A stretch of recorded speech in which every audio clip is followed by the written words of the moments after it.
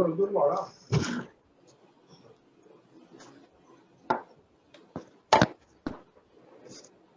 now we are starting. नमस्कार दोस्तों, आप सभी जानते हैं देश इस वक्त चुनौतियों के विकराल रूप का सामना कर रहा है। हर परिवार या उनका कोई ना कोई परिचित कोरोना की पीड़ा से गुजर रहा है। ऐसे मुश्किल वक्त में लोगों को न सिर्फ मर्ज व उसके स्वरूप बल्कि उपचार, एहतियात आदि की प्रामाणिक जानकारी होना बेहद जरूरी है। इसीलिए कोटा ज्ञानद्वार एजुकेशन सोसाइटी और ISTD कोटा चैप्टर एक साथ मिलकर इन दोनों ने एक खास पहल कर रहे हैं। हम वे सारी बातें जो हमारे लिए और आपके लिए सीधे विशेषज्ञों के माध्यम से जानना जरूरी है, उनको आप तक इस विकट समय में घर बैठे हम तुम और कोरोना नामक कार्यक्रम से के माध्यम से हम उपलब्ध कराने की एक सीधी सी कोशिश हम कर रहे हैं। ये एक ऑनलाइन सेशन की सीरीज आज से हम प्रारंभ कर रहे हैं, जिसमें एक सीनियर एक्सपर्ट वरिष्ठ कोरोना वॉरियर हमारे साथ होंगे, जो हमारे और आपके प्रश्नों का सीधा जवाब देंगे। नहीं हो रहा। कार्यक्रम को आगे बढ़ाते हुए मैं आपको कुछ चीजें बता देती हूँ कि आप इसमें अपने सवाल डायरेक्ट पूछ सकते हैं। आपको अपने सवाल चैट बॉक्स में लिखकर या फिर अपना हाथ हैंड रेज कर पूछना है। जब आपका टर्न आएगा वी विल अनम्यूट यू, आपको अनम्यूट किया जाएगा और आज के इस ऑनलाइन सेशन में आप हमारे एक्सपर्ट जो हमारे साथ हैं उनके साथ आप अपने प्रश्नों का प्रश्न पूछकर डायरेक्ट जवाब पा सकते हैं। आज के इस ऑनलाइन सेशन में हमारे सर कोटा, राजस्थान, दिल्ली, कलकत्ता, भुवनेश्वर, मुंबई, देहरादून, चेन्नई, गुजरात, आसाम से भी पार्टिसिपेंट जुड़ रहे हैं। आप सभी से मेरा निवेदन है कि आप प्लीज अपना जो क्वेश्चन है, जो आपका प्रश्न रखें, वो आप शॉर्ट रखिएगा ताकि सभी के प्रश्नों का उत्तर दिया जा सके।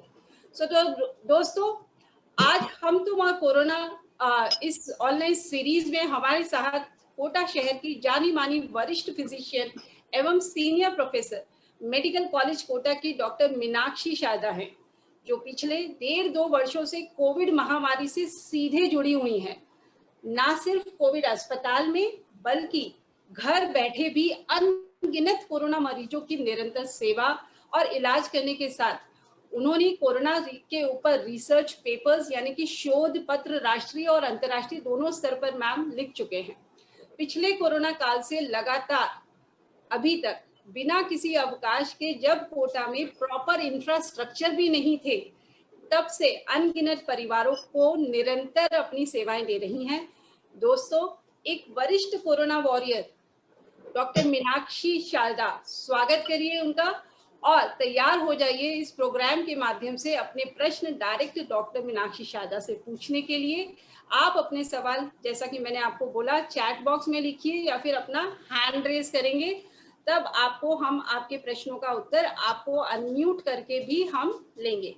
इसी के साथ मैं आमंत्रित करूंगी सबसे पहले we welcome doctor Meenakshi Sharda. Meenakshi दीदी, thank you so much for being with अस।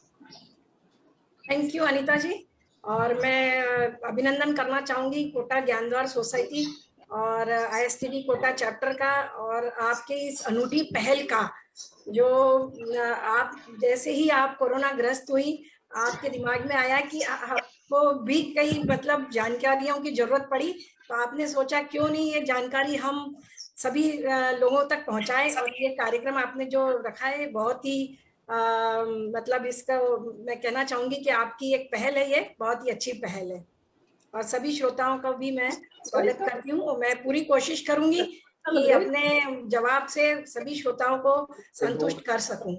वो इनकी वो कोई बॉल तो उधर बैठी हुई है। Thank you so very much. अभी हम क्वेश्चंस की शुरुआत करेंगे। मेरे साथ श्रीमती सुजाता दास ISTD कोटा चैप्टर की वाइस चेयरपर्सन है। आप मैम मेरे साथ होंगे। डॉक्टर PK शर्मा सर और अशोक सक्सेना जी, मैं आपका स्वागत करती हूँ। ये कोटा की टीम और हमारे मेरे साथ डॉक्टर पारुल भी हैं। आप सभी आप ध्यान रखेंगे चैट बॉक्स में जितने भी क्वेश्चंस आ रहे हैं उनको हम लगातार लेंगे। मैं समय ज्यादा नहीं लूंगी।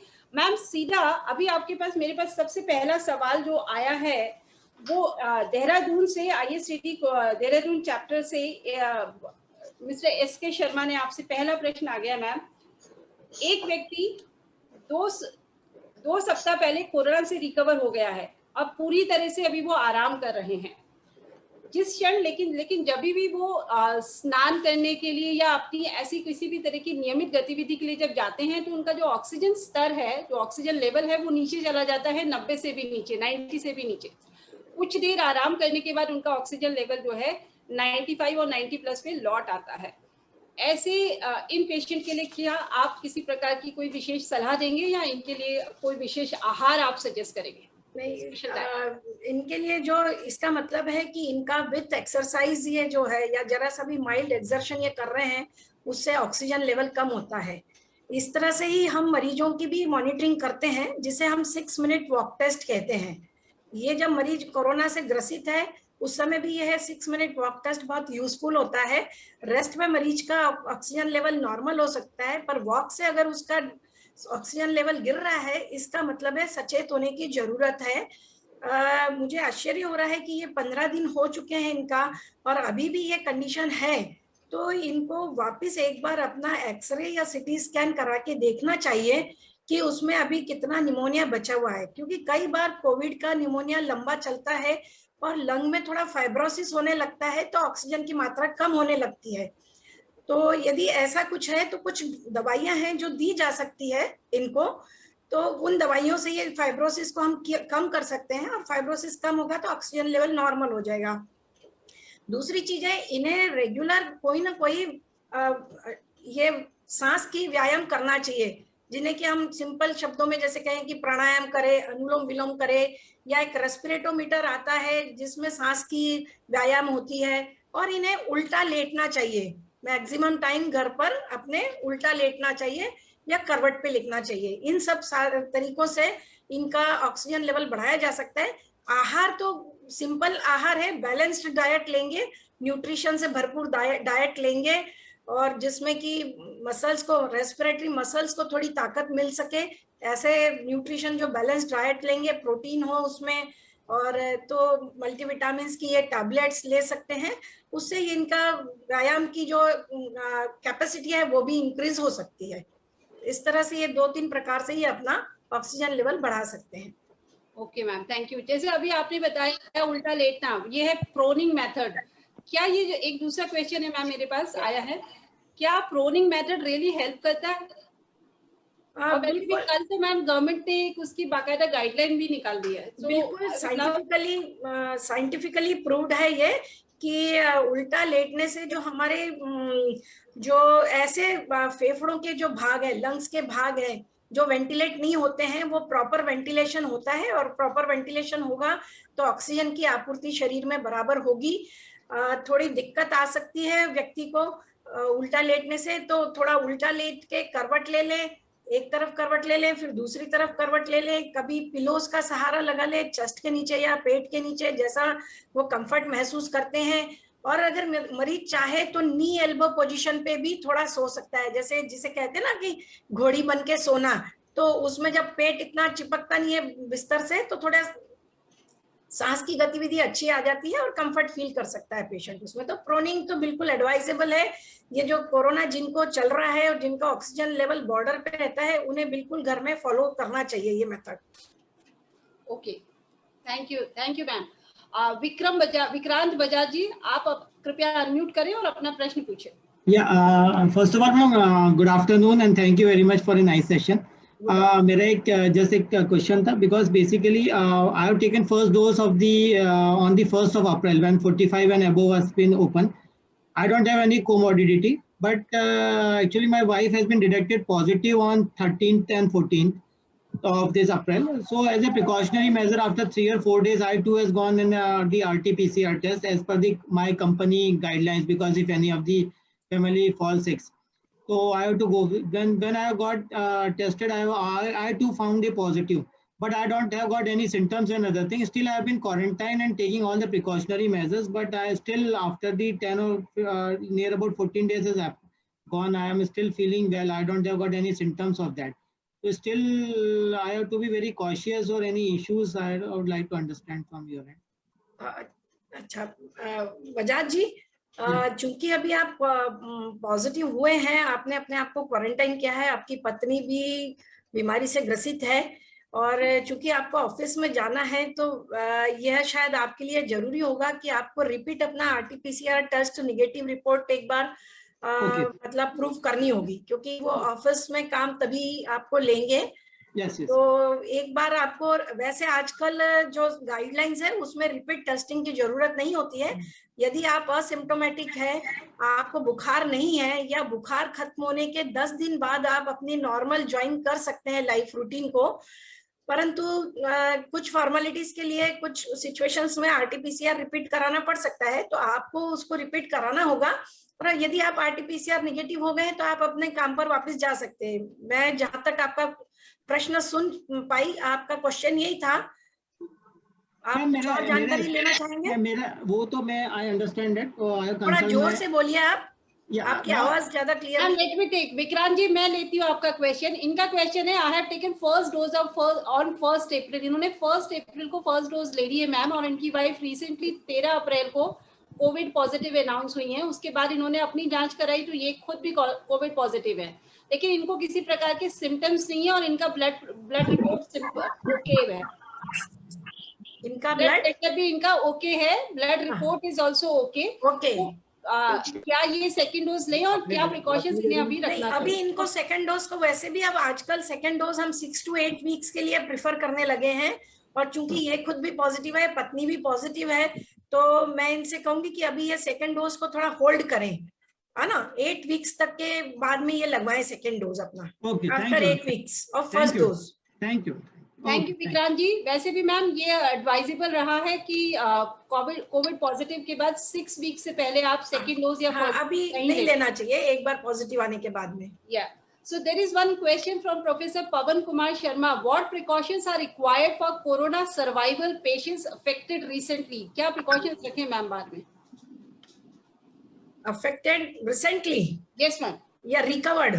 नहीं, हाँ recently जो affected हुए recover भी हो चुके वो।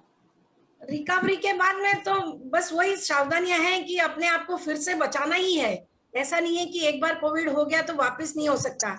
तो जो कोविड की जो जन साधारण को सभी को पता है, वो सावधानियां तो अभी भी हमें फॉलो करनी होगी, चाहे हमने वैक्सीन लगा लिया है, चाहे हमें एक बार कोविड हो गया है। हमें मास्क पहनना है, दूरी रखना है, हाथों को साबुन से धोना है, ये सब सावधानियां तो रखनी है। और न्यूट्रिशन जो है उसको बैलेंस्ड रखें, और आप किसी ना किसी प्रकार की आपका व्यायाम जरूर करें, जिसमें हल्का फुल्का शारीरिक व्यायाम है और श्वास का भी व्यायाम किसी भी तरीके से आप कर सकते हैं, कोई भी विधि से जो आपको यूज्ड टू है या आप पसंद करते हैं। इसी में मैम, इसी से कनेक्टेड मैं आगे एक क्वेश्चन ले लेती हूँ। सचिन धूत जी का क्वेश्चन है, वो रिसेंटली अभी रिकवर हो गए हैं, उसके बाद उनकी स्पाउस पॉजिटिव आ गई हैं। तो अब वो ये मान के चलते हैं क्योंकि मैं तो रिकवर्ड हूँ और मुझे एंटीबॉडीज डेवलप हो चुका है, तो क्या उन्हें दोबारा क्वारंटाइन में रहने की आवश्यकता है? उन्हें दोबारा क्वारंटाइन में सिम्टम्स नहीं हो तो रहने की आवश्यकता नहीं है। यदि उन्हें कोई सिम्टम्स आ रहे हैं तो उनको भी अपनी जांच कराना चाहिए, और सिम्टम्स नहीं है तो क्वारंटाइन की जरूरत नहीं है। और घर में भी अब तो गाइडलाइन ये भी आ गई कि हम अपने भी घर में यदि कोई अफेक्टेड है तो मास्क लगा के रहें, और नहीं भी अफेक्टेड है तो भी आपस में एक दूसरे से मास्क लगा के ही बात करें। तो बस यही सावधानियां रखनी है, क्वारंटाइन की जरूरत नहीं है। Thank you so much. Now हमारे साथ क्वेश्चन है मैम द्विवेदी जी, आपका क्वेश्चन है direct. Ji Dwivedi ji.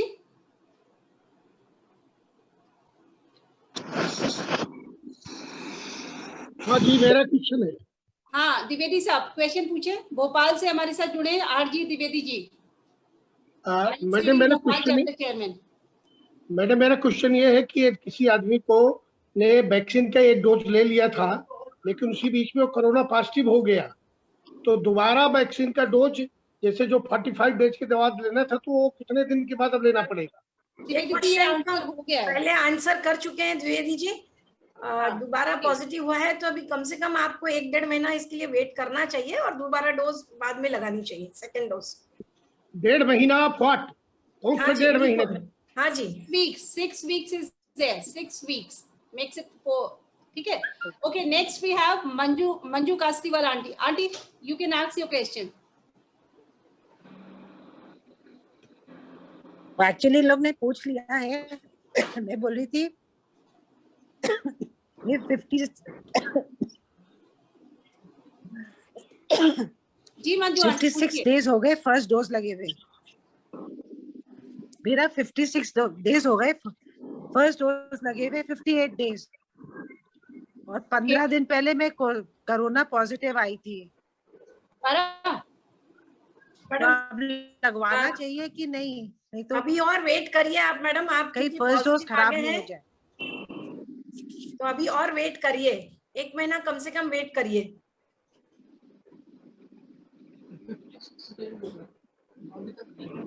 Okay Manju aunty, your question answer is there. Hello, हाँ डॉक्टर साहब, मेरा फर्स्ट डोज को आपको अभी और और 15 वेट दिन पहले करना मैं चाहिए। 58 डेज हो गए पर फर्स्ट डोज पर फर्स्ट डोज बेकार तो अपना वीडियो बंद करना हो तो ऐसे कर। हाँ बंद ही है वीडियो। हिमानी जी आप अपने आप को अनम्यूट म्यूट करिए, म्यूट रखिए सब अपने आप को। जब मैं बताऊंगी ये किसी का अनम्यूट क्वेश्चन करा हुआ है। होगा। हाँ मैडम मंजू जी, हाँ आप मैंने अभी और एक महीना का कम से कम वेट करिए, क्योंकि आप अभी पॉजिटिव हैं। हाँ तो अभी आपको और वेट 15 करना दिन चाहिए पहले सेकंड डोज का। वो रखा है टेबल पे ये लेके। कोई भी वैक्सीन फर्स्ट के डोज लिए लगे 58 डेज हो गए। कोई बात नहीं, दवाई पर का है। आपको फिर से कोरोना हो गया ना, तो आपको अभी और 1 महीना कम से कम वेट करना चाहिए। ये वही अच्छा। साधारण सी बात है कि हम बच्चों को भी कभी जब आप लोग टीके लगवाते थे तो आपको याद होगा कि हम ये कोशिश करते थे कि बच्चे को कोई खांसी जुकाम बुखार बीमारी नहीं चल रही हो, है ना, तो वो हाँ। सब खत्म होने के बाद ही वैक्सीन लगाते थे। तो अभी आपको वेट जी। करना है। अच्छा, okay, thank you. Okay, doctor Sunita John, unmute yourself and ask your question. Mobile से कनेक्ट करना है कि जल्दी एक बार बंद कर दो ना। जयपुर से doctor Sunita Chauhan, please ask your question. या मैम, एक्चुअली नमस्कार मैम। एक्चुअली नमस्कार। मेरे को अभी 13 तारीख को कोरोना पॉजिटिव हो गया था टेस्ट में, RT-PCR किया था और HRCT में मेरा 7 स्कोर आया था। उसके बाद मैं होम आइसोलेशन पे हूँ लगातार। ये किसी का अनम्यूट कराइए, हिमानी जी का हिमानी म्यूट जी करवाइए। Please mute yourself. एक मिनट मैम, एक let me do it.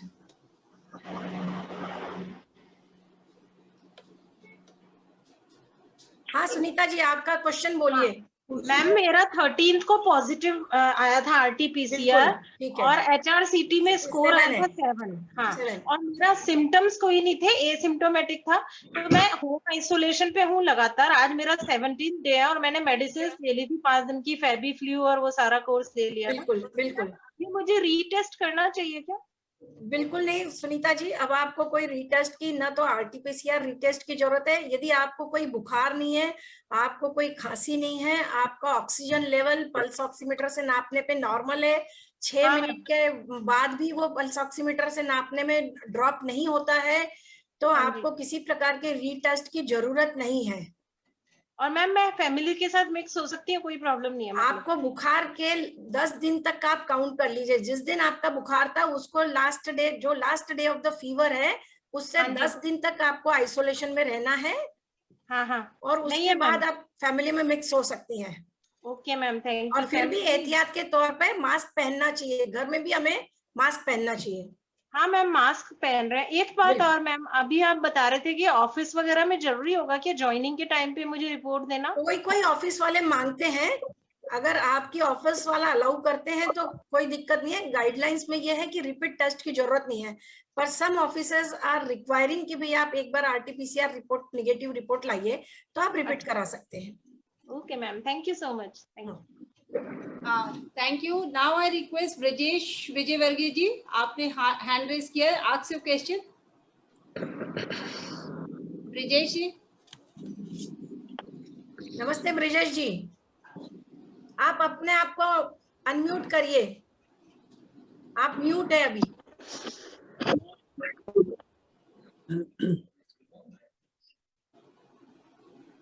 By the time he comes, ma'am मैं एक क्वेश्चन पूछती हूँ। मेरे पास एक क्वेश्चन है कि when I go for a vaccination there are long queues और vaccination has some side effects also, so how will I be assured that ये जो पोस्ट वैक्सीनेशन साइड इफेक्ट्स है वो फैक्चुअली कोरोना है या नहीं है? पोस्ट वैक्सीनेशन जो साइड इफेक्ट्स हैं वो माइनर साइड इफेक्ट्स हैं। हाथ में इंजेक्शन के जगह पर दर्द हो सकता है, थोड़ा 1-2 दिन थोड़ा सा हल्का सा बदन दर्द या बुखार हो सकता है मामूली सा, जो कि सिंपल पैरासिटामोल की दवाई लेने से चले जाता है।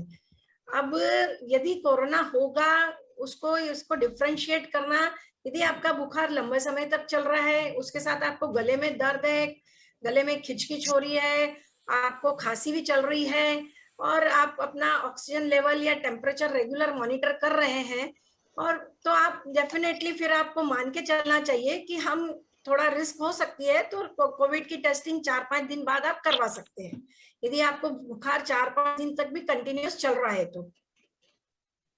तो कोविड टेस्ट करा लेना चाहिए RT-PCR का। सिर्फ उसको ये नहीं मान के चले कि इंजेक्शन का साइड इफेक्ट है, इंजेक्शन से बहुत माइल्ड बुखार आता है। Okay, thank you, ma'am. So now we have question from Mr. Supern Sunil. Supern Sunil ji. Brajesh ji has unmuted. Brajesh ji, Brajesh Vijayvargiya ji, ask your question. आप पूछे अपना प्रश्न।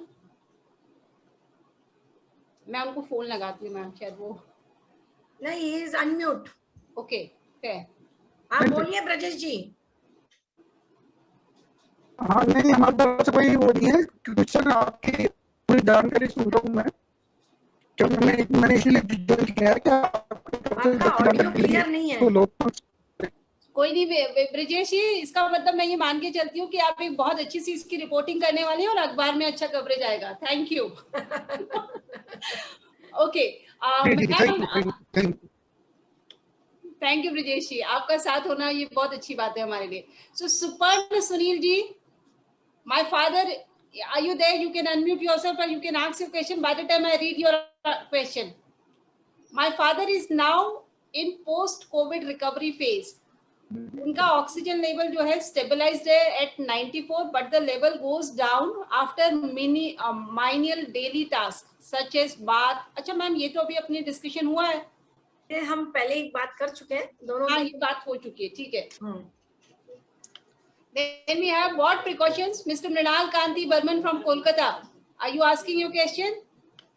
Mrinal Kanti Burman जी, question पूछिए अपना। Yes, madam. You know, I have unmute taken. yourself, Mr. Burman. Yeah, I have done it. हाँ जी। You know, after second dose, what are the symptoms a person should be alert? We will come on to some adverse reaction. Any idea? Because there are certain deaths after second dose of infection. So, what type of signs that we look for? Ask your question, sir. आपका audio clear नहीं है, या तो इनसे लिखवा लें अपना chat box में। लिख दिया मैडम, I have written. आप चैट बॉक्स खोल के देखिए। Mr. Burman, this question was being already answered. Box. ठीक है।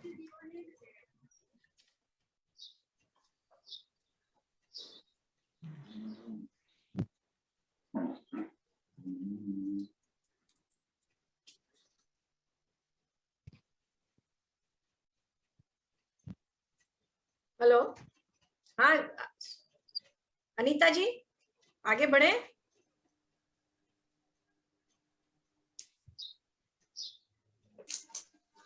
सुजाता जी, आप आगे क्वेश्चन कीजिए।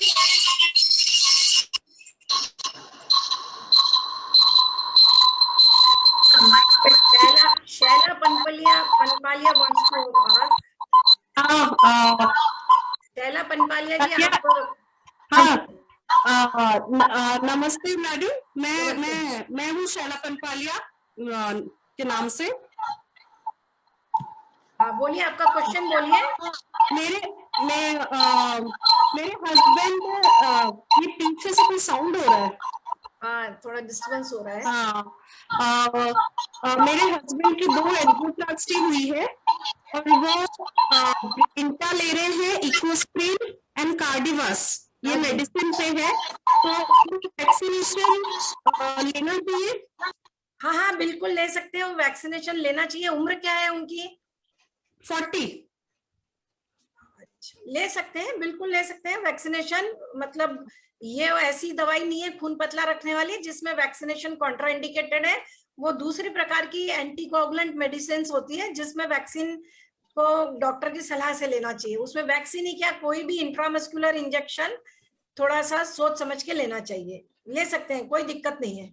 और तो कौन सा लेना चाहिए उनको, कोविशील्ड लेना चाहिए कि कोवैक्सिन? मैडम देखिए, आपके शहर में जो भी अवेलेबल है, जो लग रहा है वो ले लीजिए। दोनों वैक्सीन की सेफ्टी एफिकेसी में बहुत ज्यादा अंतर नहीं है, और इसमें हम इसके ज्यादा डिटेल में नहीं जाएं कि 2-5% ये बेटर हो सकता है एफिकेसी में, वो 2-5% साइड इफेक्ट में कम हो सकता है।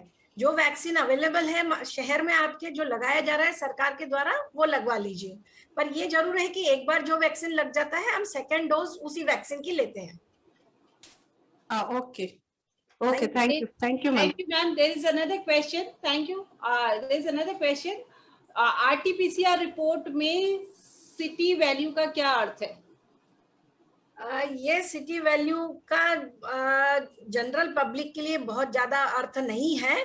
इन वैल्यूज पे नहीं जाना चाहिए। ये सिटी वैल्यूज और जो HRCT का सिटी स्कोर है उससे कंफ्यूजन नहीं करना चाहिए। तो जनसाधारण के लिए मैं यही कहूंगी कि आपका पॉजिटिव निगेटिव में आप ध्यान दीजिए, इस सिटी वैल्यू पर ज्यादा ध्यान मत दीजिए। ये डॉक्टर्स को समझने के लिए और साइंटिस्ट और एकेडमिशियंस को समझने के लिए वैल्यू होती है, उस पर हमें जोर नहीं देना चाहिए। मैम इसीलिए अपने कोटा शहर में सिटी वैल्यू जो होती है वो कभी भी शेयर नहीं की जाती है पेशेंट से। ये बहुत अच्छा होता है। ये इसलिए वो कंफ्यूजन करते हैं। उन्होंने पढ़ लिया 30 आ गया, वो कहेंगे साहब मेरी सिटी स्कोर 30 आ रहा है, जबकि HRCT में highest city score reported out of 25 होता है। तो वो कंफ्यूजन नहीं करें, इसमें पॉजिटिव निगेटिव माने। और मैं तो ये कहूंगी पॉजिटिव निगेटिव पर भी नहीं जाके मरीज को अपने सिम्टम्स देखना चाहिए कि वो कितना सिम्टोमेटिक है, उसे क्या तकलीफ है। कई निगेटिव पेशेंट्स भी होते हैं और उनको तकलीफ ज्यादा होती है, और कई पॉजिटिव पेशेंट्स हैं जो बिल्कुल असिम्टोमेटिक होते हैं। तो उनको अननेसेसरी इन्वेस्टिगेशंस और अननेसेसरी ट्रीटमेंट, ओवर ट्रीटमेंट में नहीं जाना चाहिए, क्योंकि ओवर ट्रीटमेंट आजकल देख रहे हैं हम लोग बहुत ज्यादा हो रहा है। और निगेटिव रह के अपने आप को फॉल्स कॉन्फिडेंस में नहीं रह जाए कि अरे मेरा RT-PCR रिपोर्ट तो निगेटिव है। वो निगेटिव होते होते बाद में सीटी स्कैन में या एक्सरे में निमोनिया बहुत सीवियर हो जाता है, क्योंकि RT-PCR पॉजिटिव निगेटिव सेंसिटिविटी और स्पेसिफिसिटी इसकी 100% नहीं होती है। तो मरीज को या व्यक्ति को अपने सिम्टम्स पे ध्यान देना है, रिपोर्ट्स पे ज्यादा नहीं जाना है। Okay ma'am, thank you. Ma'am फेफड़ों का सिटी स्कैन क्यों महत्वपूर्ण है? There is one question. अचानक कोविड एरा आते ही फेफड़ों का सिटी स्कैन बहुत महत्वपूर्ण हो गया है।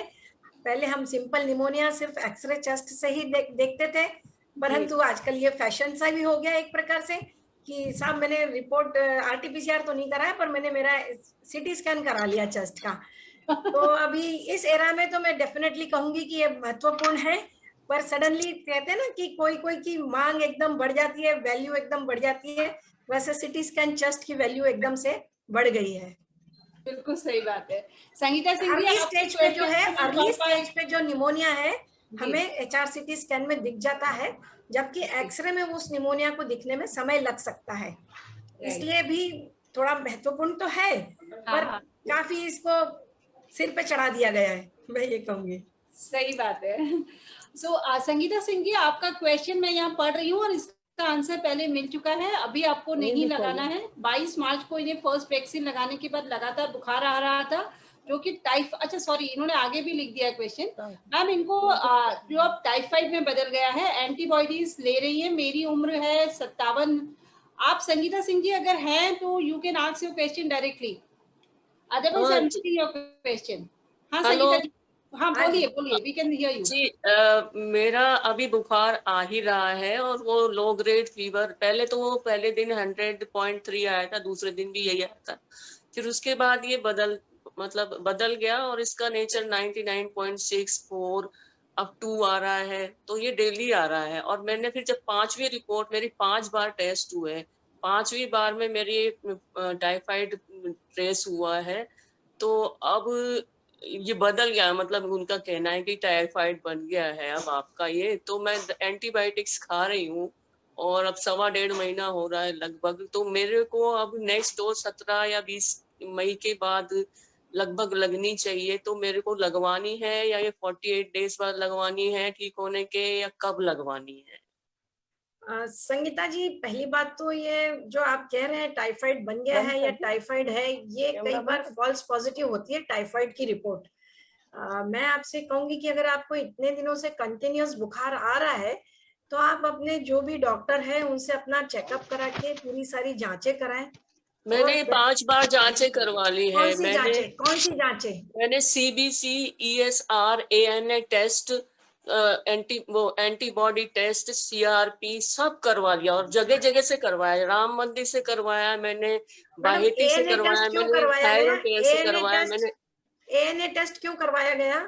ANA टेस्ट करवाया गया इसलिए कि उनको डाउट था कि कहीं मेरे को भाई ऑटो इम्यून डिजीज तो नहीं मैं है। यही कह रही हूँ, आपकी जो बीमारी है ना, आप इसको सिंपल टाइफाइड का हम नाम नहीं दें, टाइफाइड फॉल्स पॉजिटिव होता है आपको। पर मेरे सारे टेस्ट नेगेटिव आए हैं, CRP, ANA सब कुछ, लेकिन ये टेस्ट जो है ना विडाल, ये पॉजिटिव आया है मेरा, और वो भी 5th रिपोर्ट में जा करके, और बुखार नहीं जा रहा है। वैक्सीन के पहले मुझे 2 साल तक कोई बुखार नहीं था। आपका CT स्कैन और एक्सरे की क्या रिपोर्ट है मैडम?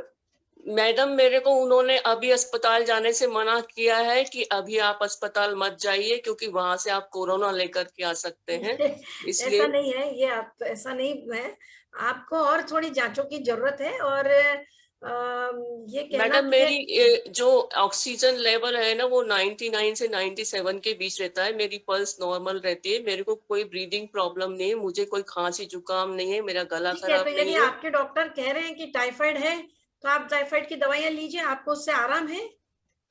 हाँ, मैं ले रही हूँ, अभी मैंने शुरू की है। एक दवा का तो मुझे रिएक्शन हो गया था, अब मैं दूसरी दवा ले रही हूँ, तो अब देखती हूँ मैं कब ठीक हो पाती हूँ। पर मेरे को ये बताइए कि ठीक होने के कितने दिन बाद मेरे को वो दूसरी डोज लगानी है? आप महीना 15 दिन तक पूरे तरह स्वस्थ हो जाए उसके बाद ही लगवाइए, ठीक है? मतलब वो डेट निकल जाए मेरी उसके बाद भी? आपको बिल्कुल नॉर्मल स्वस्थ महसूस करें, आपकी बॉडी में आपकी थोड़ी इम्यूनिटी बढ़ जाए, आपका थोड़ा जनरल हेल्थ इंप्रूव हो जाए, जब आप इतने दिनों से बीमार हैं उसके बाद में ही सेकेंड डोज लीजिए, ठीक है? नहीं, मतलब जैसे रिकवर होने के कितना गैप दूं? मैं बोल रही हूँ ना, उसके 15 दिन महीना भर बाद पूरा आपको लगे कि आप पूर्णतः स्वस्थ हो गई हैं, अच्छी तरह से खाने पीने लगी हैं, उसके महीना 15 दिन बाद। वैक्सीन को जरा डिले करने में कोई नुकसान नहीं होगा, पर बीमारी की स्थिति में वैक्सीन नहीं लगवाएं। अच्छा, मतलब मेरी डेट निकल जाए तो कोई बात नहीं? कोई दिक्कत नहीं है। संगीता जी, ठीक है, बस मुझे यही क्वेरी लेनी थी। Thank you. Thank you. Mister SK Sharma from Dehradun.